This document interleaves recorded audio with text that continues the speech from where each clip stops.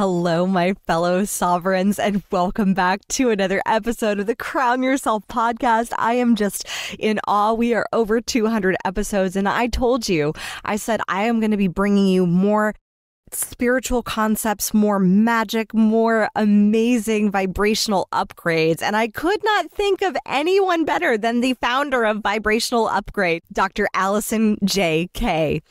Dr. Alison is the best-selling author of Vibrational Upgrade, A Conspiracy for Your Bliss, easing humanity's evolutionary transitions. She is a master mind, body, energy medicine practitioner for more than 20 years and a world traveler who has lived and worked at an international school in Asia for 10 years while also performing energy healings on clients worldwide. The Vibrational Upgrade System was created by Dr. Alison after spending these years in Asia studying subtle energy. Her systems present an intersection of mind, body, and spirit applied to cultivating vitality, health, longevity, and overall well-being.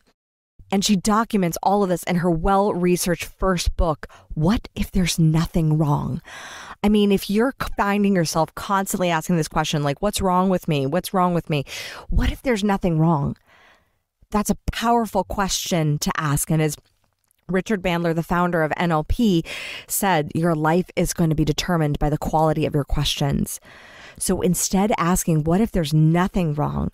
That is the question that we are going to lead into the magic of this interview and hopefully help you uncover the unifying tools to understand how energy flows a bit more and how you can create more vitality, more clarity, more centered calmness, more abundance, more healthy emotional expression, and to be able to balance a whole lot more because you are made for so much more. As we move into this next level of life, of consciousness, of experience, of growth, of abundance, I am so excited for this interview to give you the tools, the strategies, and the possibility from the stories of what is possible for your life, for your body, for your business. And with that, I give you Dr. Alison J.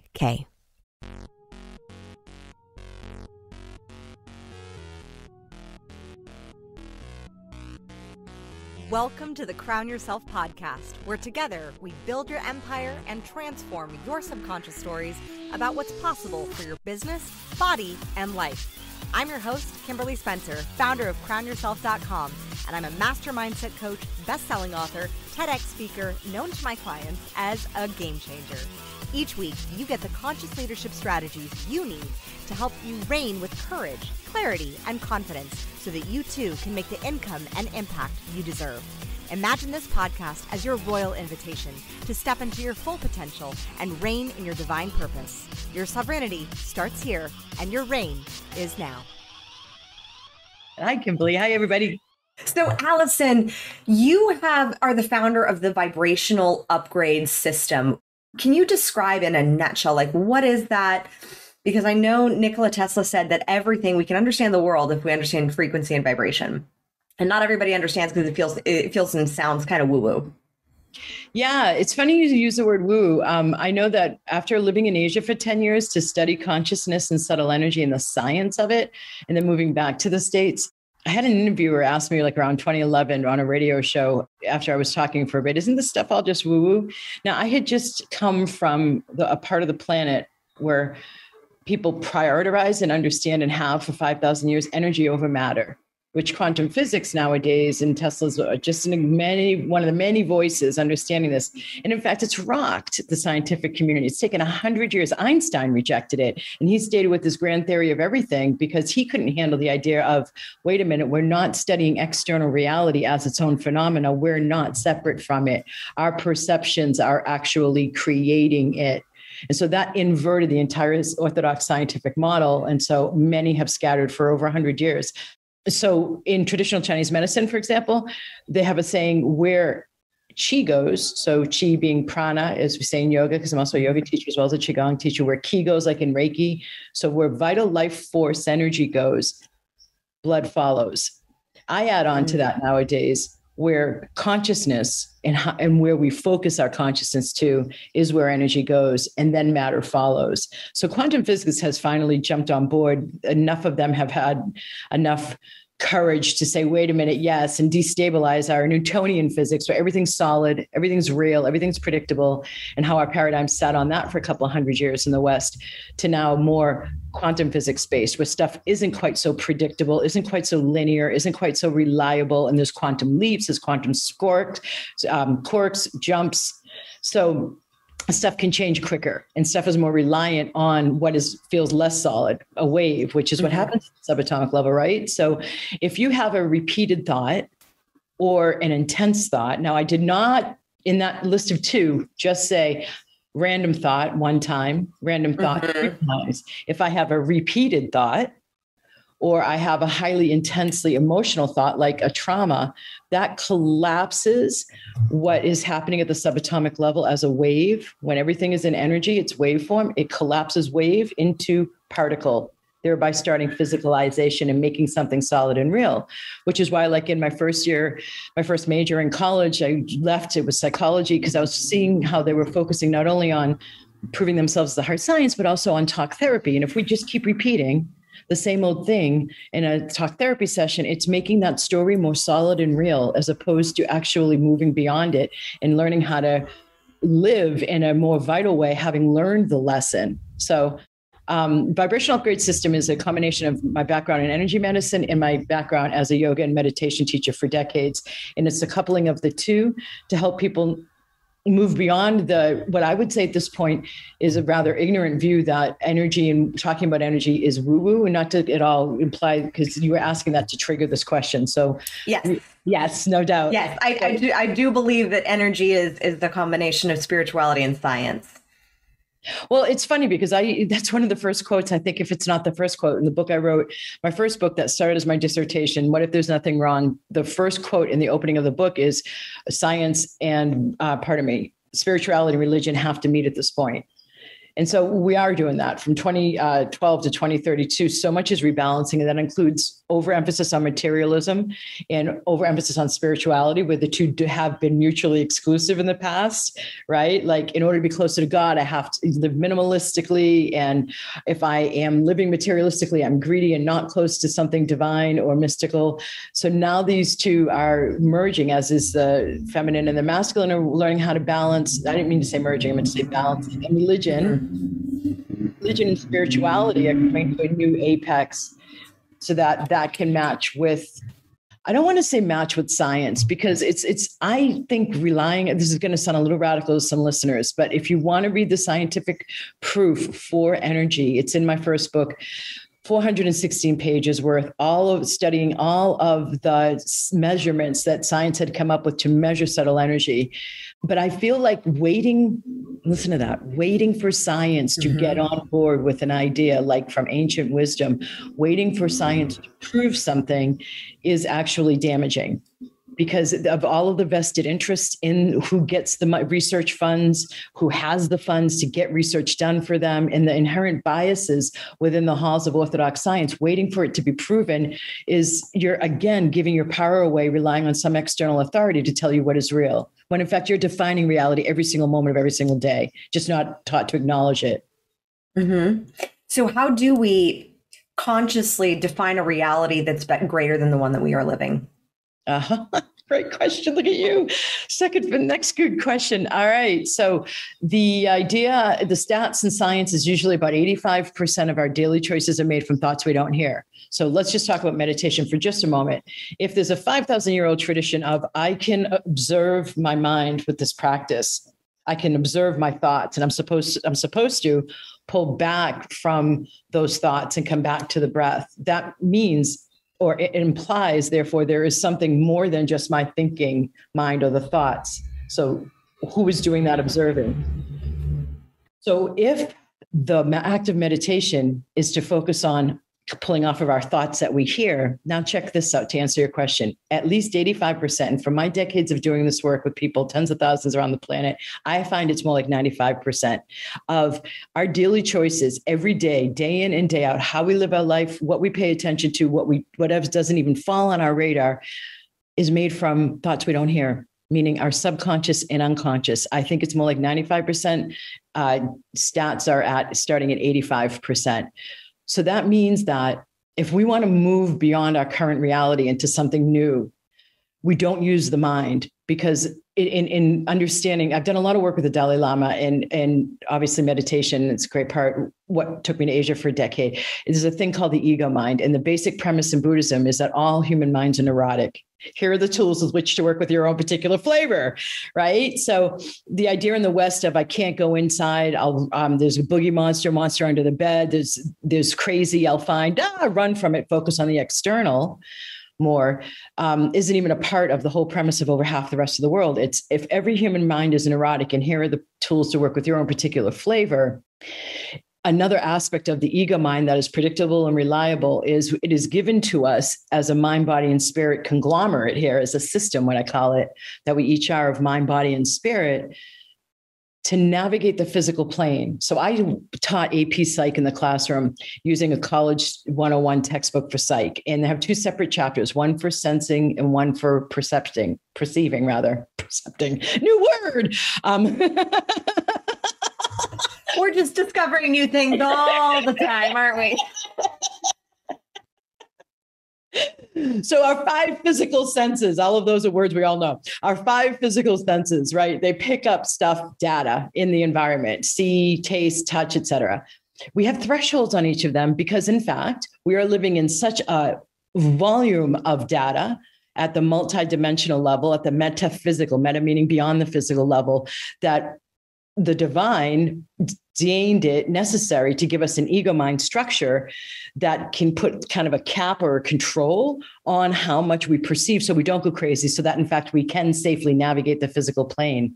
So it's been proven when you start meditating after a while, I don't mean like the next month, I don't even mean the next year, the thresholds start to get lessened. So you perceive a little bit more with your hearing, you perceive a little bit more with your seeing, for example, because your consciousness has expanded so you can handle it.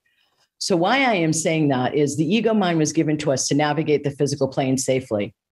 The adrenal cortex, fight or flight mechanism, is also a part of that. So that when we're in the jungle facing something unknown or facing something new, the question the ego mind asks is, do I go into fight or flight?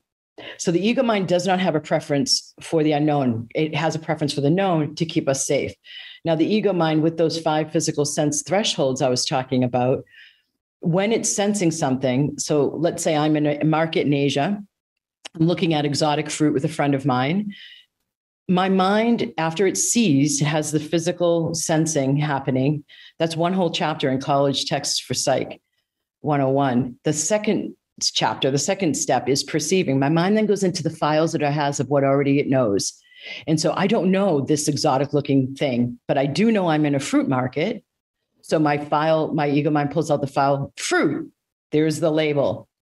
And we don't, of course, see these synaptic jumps happening. They just occur, right? But then the second thing that happens is because I don't know this kind of fruit, what my mind does is looks at it and says, oh, I know something similar, a pear, shaped like a pear. Let's call it Asian pear. So if our mind has a preference for what it already knows, what it's already experienced, and a protection mechanism automatically wired in against the unknown, you do not access the new by the mind. You have to go beyond the mind. So that was a very technical explanation of why we would go to the spirit, the heart, and beyond the mind for accessing the new and going beyond where we've already been. So to move beyond a trauma, for example, vibrational upgrade system is half the energy medicine, where I would clear out the trauma. Trauma gets fielded not by the ego mind. It can't. This is inherent to the definition of trauma. Ego mind cannot field it. It's too much. So it automatically gets deposited into the subconscious, which means under. So, and then unconscious, I don't mean to be sounding like a teacher in the classroom, although I was for 12 years. Is the prefix for not conscious. So not conscious and under the conscious mind. That's where over 85, and I'm saying 95% of our daily choices are made. So the gig with vibrational upgrade system is to clear out that back of the house consciousness, as I've come to call it, flush it more towards prefrontal cortex or your conscious mind. So you have more access to more consciousness to then move beyond old traumas and old patterns and have new neurological pathways created to then make new choices because you have new space freed up that was once locked down. And in those new choices, what I call intuitive applied mindfulness coaching to then help them understand how to move forward and actually make the new choices. Because people can have that new space created after an energy medicine clearing, but they don't know what to do with it. They're afraid to make the new choice. They're afraid of who will I have to give up or what will I lose if I actually step into more success. For example, I see that all the time. So that people are more afraid of their power than they are of staying stuck in their fear. Because the concept, so I've seen unconscious things like that, like I'm going to have to lose something. Yeah. I've also seen with people being afraid of their power, they're afraid of their power of their dark side too. It's like they're afraid of their power, of their light, and it getting to be so bright, and that they're also scared that they're the self-saboteur, that they are the villain of their story. So that dark side, their ability to destroy and blow up things. Yeah, I mean, so that's a great example of that second prong. After the energy medicine, I'll run more clearings and activations as a person stepping on a new pathway with new choices possible so that they don't self-sabotage. So, for example, I train vibrational upgrade practitioners. I have been owning this business. I dropped the classroom teaching and administration career when I came back to the States with this mission of mine now, being that if more people in the West only knew, and if we valued in our paradigm how the consciousness and subtle energy system works, we would have so much more thriving, so much less suffering in the States and in the West. The second part of my mission is to professionalize the field of energy medicine. So I create new vibrational upgrade practitioners. And I've seen, like, even after they have the tools, I have to still run clearings on them to have the confidence to go out there and to offer this new offering and to come out of the proverbial spiritual closet and to allow themselves to receive money and to allow themselves to receive money doing something they love, because that's like programming. It's not supposed to go together. If I'm making a lot of money, I'm supposed to abhor how I do that. Mm-hmm. Oh, yeah. That was the belief system that I had when I first started my business, because I saw my parents grow their business despite my dad's alcoholism and addictions to multi-million dollars of a business. But he always would say, like, they didn't originally come to California to be arborists. They came to California to be actors and to be creators and to be in Hollywood. And so when I started my sole purpose business of Crown Yourself, I was side hustling as a Pilates instructor. I'd been doing that for 10, 13, something around that years, like over a decade. And I had the perception and the belief that I had to rewrite that, oh my gosh, I was holding myself back from making money because I had the belief that I could make money. I could make lots of money, but I couldn't do it doing 100% of what I wanted. If it fulfilled me 80%, that was fine, because that's what I saw growing up. That was the pattern. But I had to rewrite that belief, and I had to counter that with shifting on a subconscious level what that meant for me, of what it really meant for me to lean into a business that I love, that filled me, that just excites me every day, and to lean into that and the joys that come from making more income and helping others do that as well. But that was one that I was surprised when I found out that I was like, wait, I've been doing this game for 2 years of subconscious work, and this belief is coming up. Oh my God, Kimberly. I have had people say to me, okay, so here's a perspective that's different than the American. I've had people who work with me. I know I'm bringing in tools for enlightenment, right? As a yoga teacher and a person who sacrificed some, to pick up and move over for 10 years. Some friendships didn't revive once I got back. There was some hurt that I would pick up and leave, and family got a little bit hurt, in order to steep myself in that ancient wisdom. And so I have had clients say to me when they're going through vibrational upgrades mastermind, so at this point they're working with me for a bit, when am I going to finally be there? And really they're basically working towards the path of enlightenment. And over in the East, it's known that this takes decades, and people go to ashrams, and even I teach Qigong, 18 movements, right? And even the stories go that a monk in the monastery where this Qigong series of 18 movements is taught, he has to, for the first year, don't learn only the first of the 18 movements while sweeping and doing the dishes, as if earning the right to be able to have access to that power. Meanwhile, in America, I'm supposed to train people because they've paid a certain fee in this 18 movements and deliver it. And it's just not, so there's this expectation from consumerism in the West of how the spiritual stuff goes. So 2 years working on your subconscious is great. But it's nothing compared to the gains you're going to get after year 8. And so that longitudinal, you do get free. You do you get to a point where you're learning how to increase your capacity to receive and have joy. It's so opposite the struggle paradigm and the lack paradigm. Yeah. And it's that expectation of being able to surrender the expectation. Like I see so many new entrepreneurs when they first start a business, they're like, I'm working for an hour. Why I've been doing this. I've been slaving away. Why aren't there more customers? It's been a year. Why aren't there more customers? And I'm like, you gotta keep going. It's the discipline. And I love that you brought up the story of discipline. The monk learning that the first move of Qigong to basically earn the right in a way to be able to there's a level of discipline that also comes with it. The discipline to show up for yourself, the discipline to do the work, and the commitment as well. Because time, I don't like to say the word test, but time is a part of that commitment. It's like the longevity of a committed partnership. Like when you're choosing your life partner, there's a level of commitment and depth, and then renewal of that commitment sometimes from time to time when you're like, oh, I really did get committed. Yep. All right, I'm in. Let's figure this out. Let's work on this and dive deeper. So I would love to shift gears for a moment, because I think these past 2 years have been quite volatile in terms of extremes. I can say for my own personal standpoint that this year, the 2021, has been the most challenging year that I have ever experienced. Just experienced extreme life and extreme death in my own personal life. The world is changing.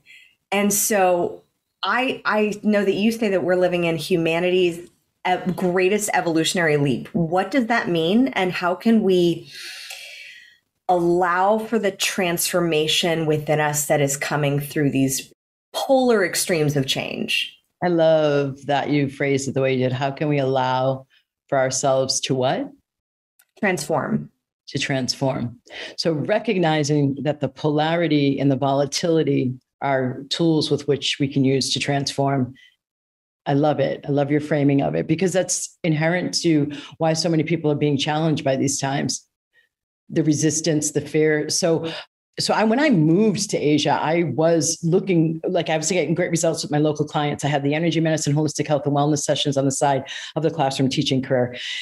And so I was getting great results, and I wanted to get even more robust results. So I asked, how do I get even more robust results than this for my clients? And so that coalesced at the same time with me looking at my checkbook on a Saturday morning, pre-digital banking, and with a master's at that time, and only basic living, like basic housing, basic car, organic produce, yes, which was more expensive then, and a massage per week, which I consider preventative health, like 201 and 301. Those are the only things I needed. And I was having, for me, what felt like too much of a challenge, because I knew abundance and I knew adventure. And I also had seen that Saturday morning and go, oh my God, am I you want me to be in this cage for decades ahead of me, my life? No, looking around. So I had a colleague come in and tell me within a month's time, synchronistically, there's an international school system, Alison. So I did what I had to do, put in the resume, went to the event in another place, and got hired, did all the interviews in the hotel rooms all around the world with different school heads, and got a bunch of offers and chose Asia for the reasons I've already stated.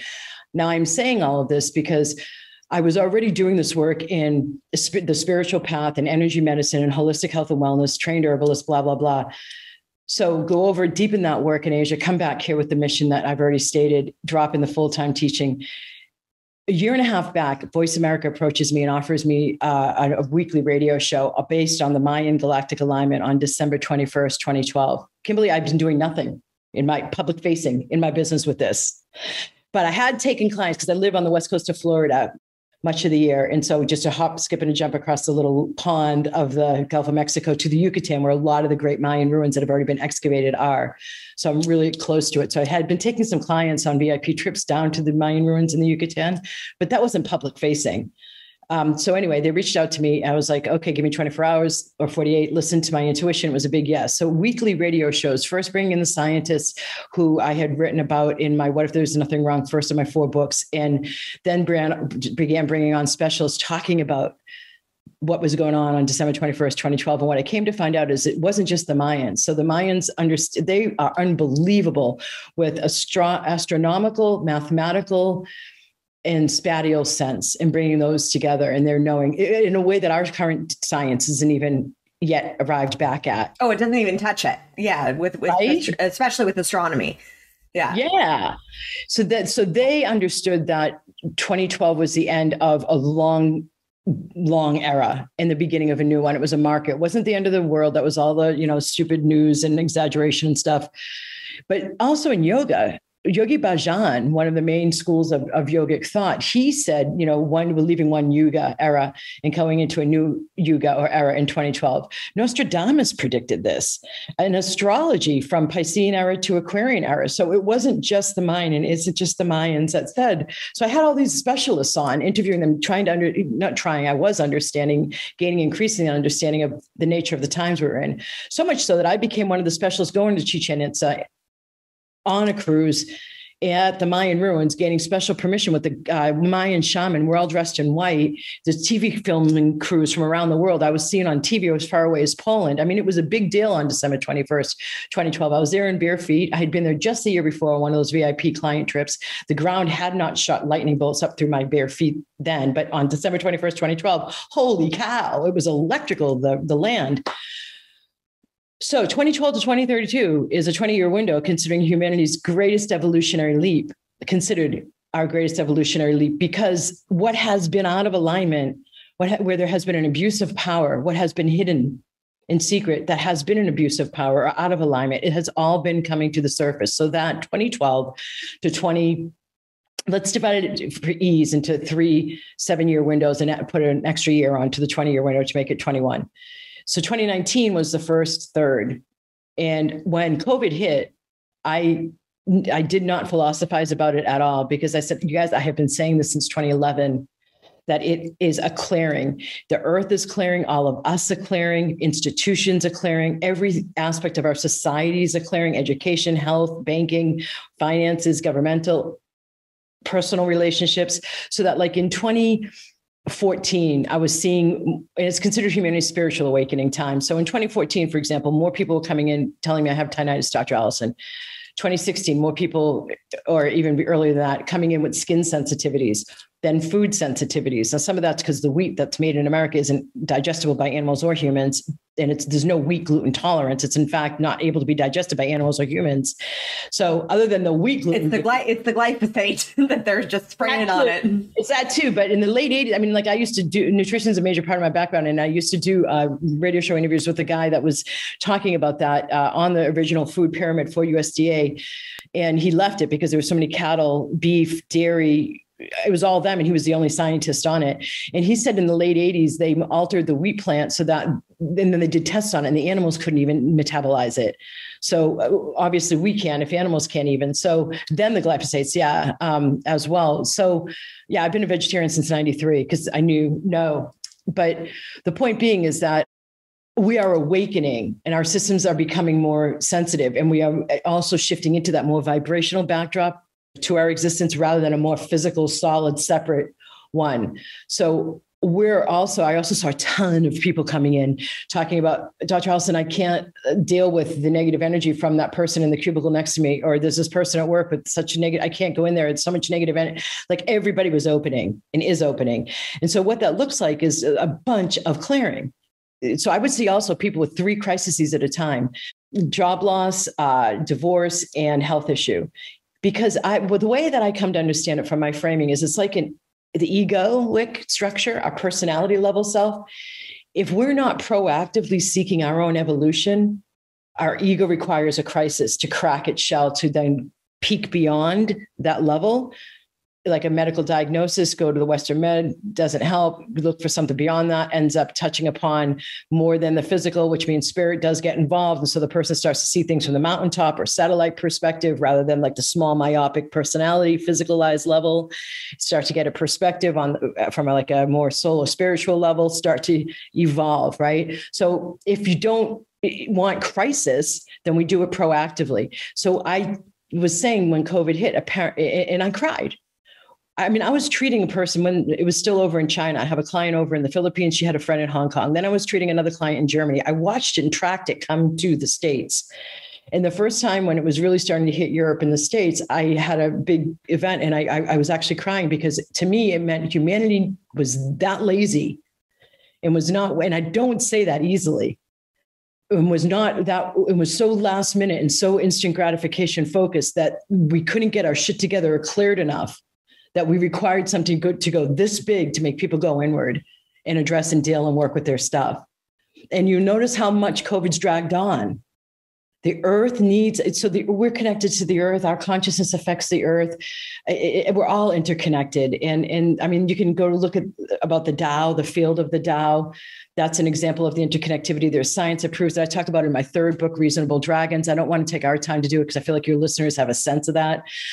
And you obviously do too. So it's not so bad of a thing, but change is required. And our mind is not going to be like, woo, change ever. So like expecting that. Yeah. Never. Our mind is like, change. Oh my gosh. And I love what you said, is that it's like a clearing. I was just speaking about this with my husband yesterday, because this year started with the death of my dad and it's ending with the death of another family member who I'm close with. But in both cases, I look at the clearing that my dad's death has provided for me from 30 years, because he was an alcoholic for 30 years. But the freedom that's actually given me, and the connection that I have now. And right before, the day before he died, I had such a message, because just a download, because I'm 8,000 miles away from him. And I had such a message that said, I've taught you all I can in this form. And after he passed, the day after, I felt this like amazing peace, freedom, like, and that evolution of our relationship. Like, I don't believe he's gone. I believe the relationship has just evolved. And same with my aunt who's dying from terminal cancer. Like, the relationship that we had, it's a clearing of she always would be the one that would challenge my alternative choices, like to have my children naturally, not in a hospital, at home. And yet I always appreciated that challenge, because it would reaffirm for me how strong I was in that decision, especially when it came to my kids. And she thanked me just recently and said, thank you so much. Like, you did it. Screw the world. And you create your own rules, and you don't need anyone to tell you what you're going to do, because you're going to do what you want, and you're going to create it. And she was just so proud of having seen that. And it's like that iron sharpening iron, but it's like that clearing of like, I needed that iron to sharpen my decisions. And I needed the growth of how I grew up with my dad, and that space to grow me into the challenger that I am today, in a good way. And now I have the freedom. So it is like, and it is a clearing. It's sad. It's incredibly sad, and it's an evolutionary process.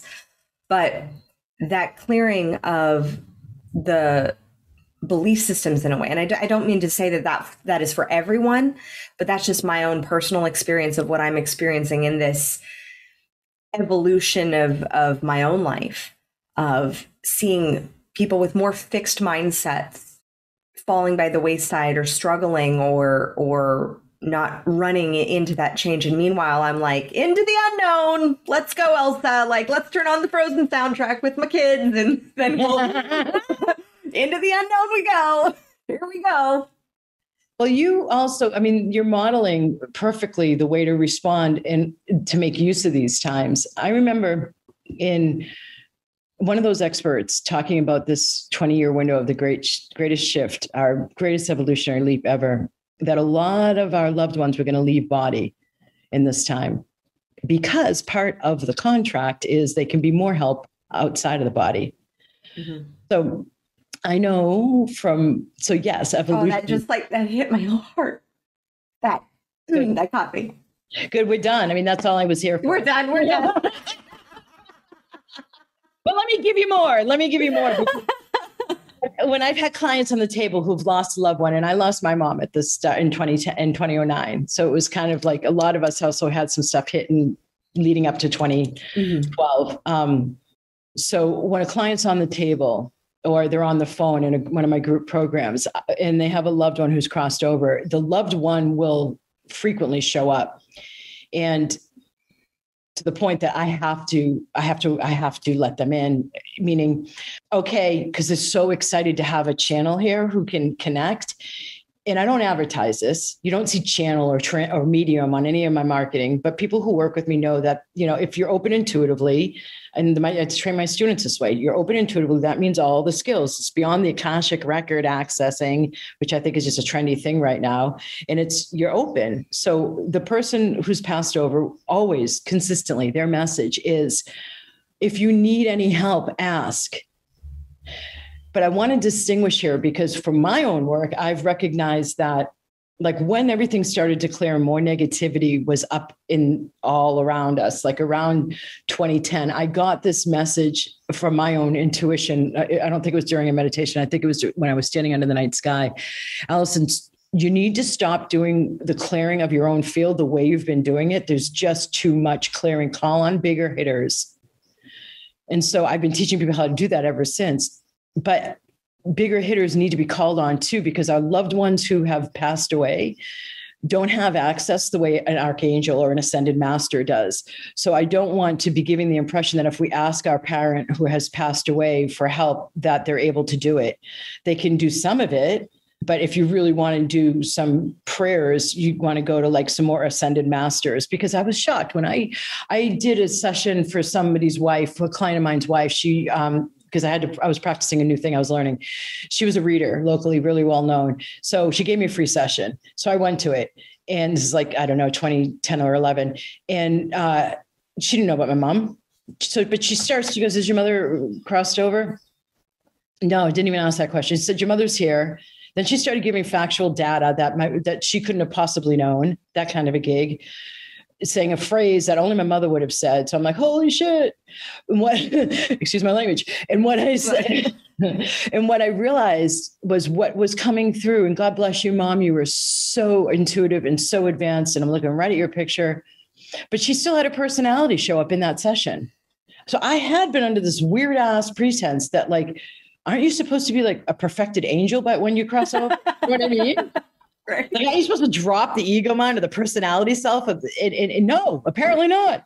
So that informs what I was just saying before too, about they do want to help and they are there to help. And here's another offer, another possibility that's I've heard. And I'm only repeating it because I've investigated it, researched it, and intuited that it's a yes and seen it at work.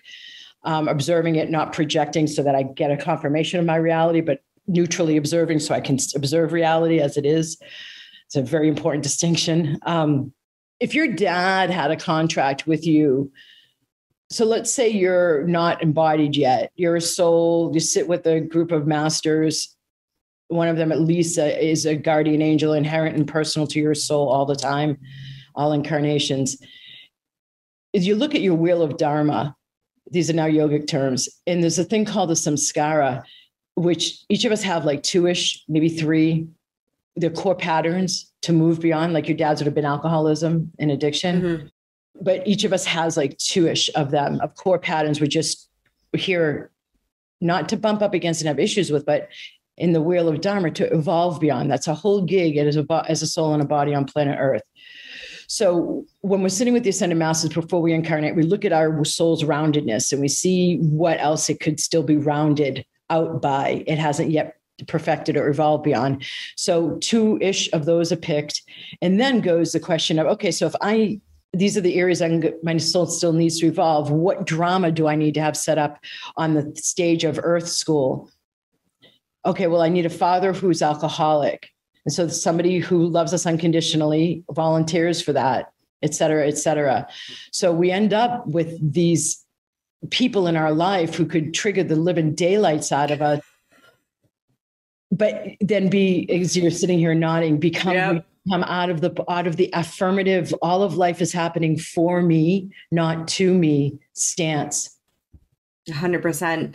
And with that, with the humanity's evolution through this leap, what I'm seeing people have the most resistance to is seeing how life is happening for them. I know, right? Oh my God. So for me, my version of that is too good to be true. Mm-hmm. Challenging people on wherever you're saying, and I don't mean to be a dumbass and just go around and get scammed by every person, obviously with reason. My third book subtitled, Where Logical Magic Becomes the New Norm. Logical magic, a meeting of rationality and still the magic that's inherent to life, instead of dismissing it for fear of it. It's in leaning too heavily on rationality. So believing something is too good to be true. We're moving into, as much suffering and crap and pain and hurt and fear there has been in this last year and a half. Why don't you take the opposite of that? I say this to my clients so much of the time as they're going through a healing response and they're releasing, and it's not totally enjoyable because of what's being released. If you're releasing this much darkness right now, that is a sheer indication of how much light is coming in afterwards. Mm-hmm. It's the same thing with us here. So you get ready to believe stuff is not too good to be true. Yeah. Yeah. 100%. That's seeing this, this year, just in general, we've been able to live 2 blocks away from the beach in a beautiful beach town in Queensland, Australia. That's been amazing. Excellent. And had a baby, took 2 hours, had him before the midwife even got here. My husband caught him. Got a TED talk, polar opposites, and seeing that light come in and seeing the beauty of that as well, and acknowledging that. And I think a lot of times, especially for high achievers, they struggle because they're so into the hustle and into the go-getterness. Sometimes they forget to acknowledge the light, the wins, the successes, the joys, the peace, the beauty that they actually have around them. I know I have, for sure. Kimberly, I love what you're saying right now, because I work with a ton of overachievers, and I think, and I wrote this in my first book, America is full of overachievers. We were a colony to get separate from the crown, so we had to prove we could make clothing and not need them. And it's stayed in our genes ever since. So, look at, that's how we prove how successful we are, is how productive we are in the States. One of the things that you just raised, though, is another aspect that's becoming the divine masculine, divine feminine rebalance. I'm not talking about genders. I'm talking about within each of us. So our action orientation here in the West, particularly the States, go-getters, super achievers, it's all masculine. It's yang. Now, so here's an example. I was teaching yoga class one night. I wasn't even running my energy medicine clearings and activations. This woman comes in for a class. I do what I did in my yoga class, and then she leaves, comes back the next week. Dr. Allison, I've had this problem with my business for 8 years. I stayed up all night after yoga class last week and solved the problem that I've had for 8 years. So that's an example of, and I don't mean to say, let's use our intuition to solve business problems. What I am actually saying is and yet you can. Yes. I have a multiple 6-figure business, and I have for over 10 years, So mm-hmm. I do what I'm about to say and I was brought up as a super, always, know the answer, be right, get educated, learn, achieve in my DNA. And it's a balance now between stepping out based on an intuitive hit, giving the space is not wasted when you go for a walk in the woods. The time is not wasted when you sit down and meditate. The time is not wasted when you go see a sunset on the beach, because that expansiveness allows for your intuitive voice to speak it. And we're going right back to the beginning of my first response to your first question. How do we access the new? It is not from strategies. It is not linear. It is not logical anymore, where you set up the 5 steps to reach that target, because it's coming in now where I see it happening with more ease and grace, and I work with a lot of business owners and high achievers, as you were saying too.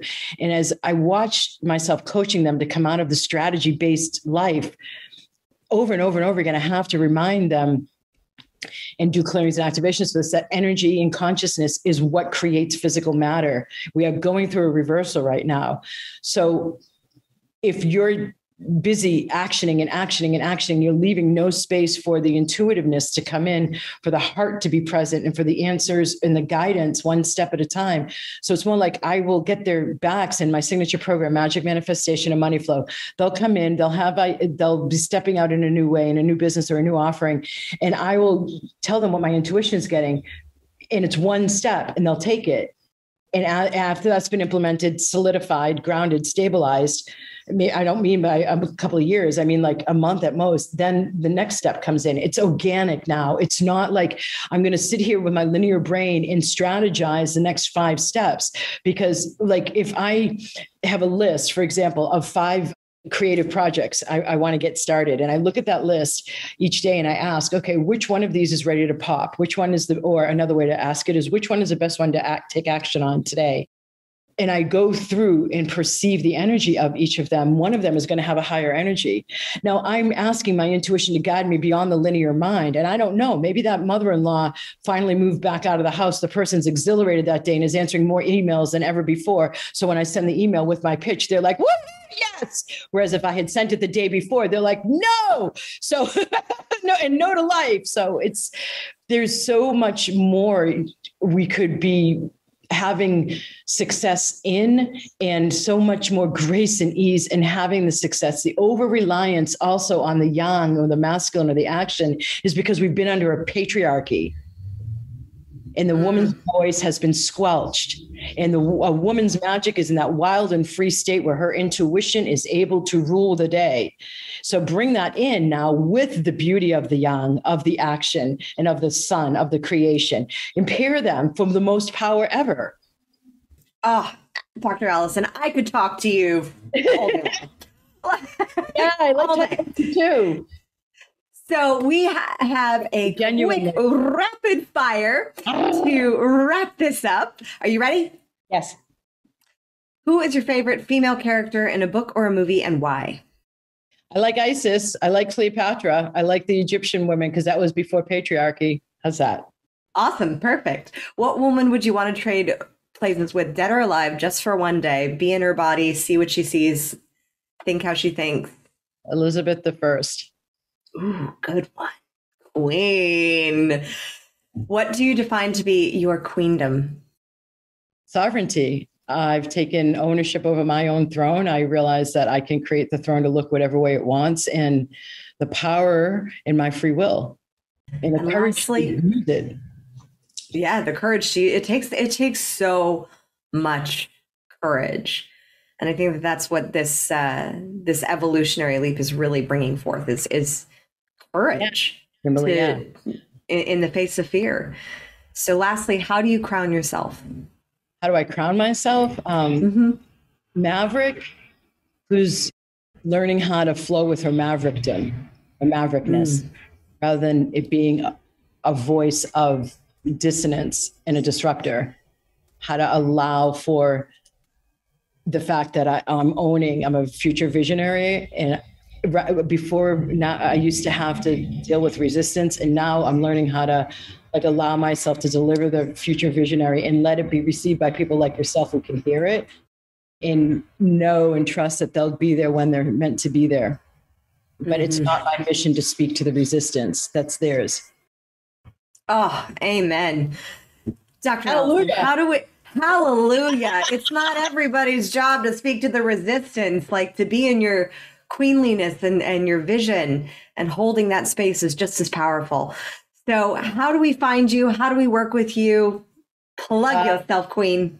Thanks, sister. Vibrationalupgrade.com is the free Facebook group. I'm on YouTube. There's some clearings and activations you can sample there. If you want to get started with working with me and you don't want to deal with me at all and you just want to have recordings at your own disposal, go to the chakra series. There's a self-assessment, self-diagnostic tools there. And then there's some sample clearings on each chakra so you can see where you're blocked and on. A lot of people love to start there. It's also my signature product. If you do want to play with me and really boost the amount of time and ease, my signature program is Magic, Manifestation, and Money Flow. It's a 4-figure investment. Then there's Activate Your Magic, which is not a 4-figure investment and an initial way to get your toes wet and working live with me. Both of those are under my website, vibrationalupgrade.com. Work with me. Awesome. It has been an absolute pleasure, Dr. Alison, speaking with you. And as always, my fellow sovereigns, own your throne, mind your business, because your reign is now. Thank you so much for tuning in today. If what you heard resonated with you, be sure to subscribe and start creating a bigger impact now by sharing this with a friend. Just by doing that one simple act of kindness, you are creating a royal ripple to support more people in their sovereignty. And if you're not already following on social media, connect with me everywhere at crownyourself.now for more inspiration. I am so excited to connect with you in the next episode. And in the meantime, go out there and create a body, business, and life that rules. Because today, you crown yourself.